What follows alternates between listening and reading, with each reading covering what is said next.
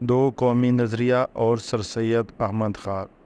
یہ کہنا کہ سر سید احمد خان دو قومی نظریے کے بانی تھے درست نہیں ہے۔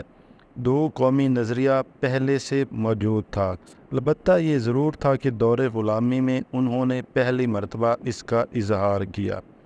مسلمانوں کی علیحدہ قومیت کا خیال ان کو انڈین نیشنل کانگریس کے قیام کے بعد نہیں آیا، بلکہ شروع سے ہی وہ اس خیال کے حامی تھے۔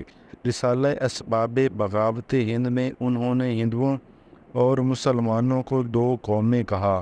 اس کے بعد وہ اپنی تقریروں میں ہندوؤں اور مسلمانوں کو قومیں کہتے رہے۔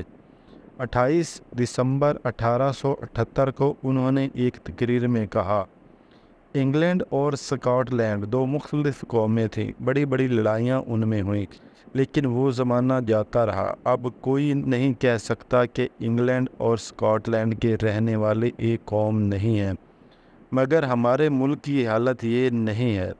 اسی طرح سے جنوری 1883 کی تقریر میں بھی انہوں نے مسلمانوں کے لیے چھوٹی قوم اور ہندوؤں کے لیے بڑی قوم کے الفاظ استعمال کیے اور کہا، سماجی اور سیاسی مقاصد کے اعتبار سے انگلستان کی تمام آبادی صرف ایک قوم ہے، ہندوستان کے بارے میں ایسا نہیں کہا جا سکتا۔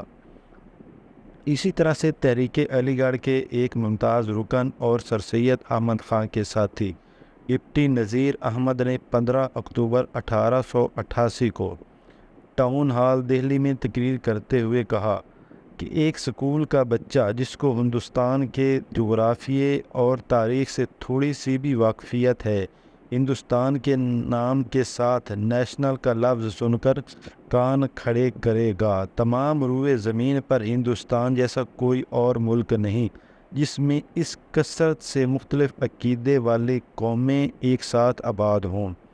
ان تمام مختلف عناصر کو ایک جگہ اکٹھا کر کے اس پر انڈین نیشنلٹی کا لیبل لگا دینا اور اس کو واحد قوم قرار دینا بہت بڑی غلطی ہے۔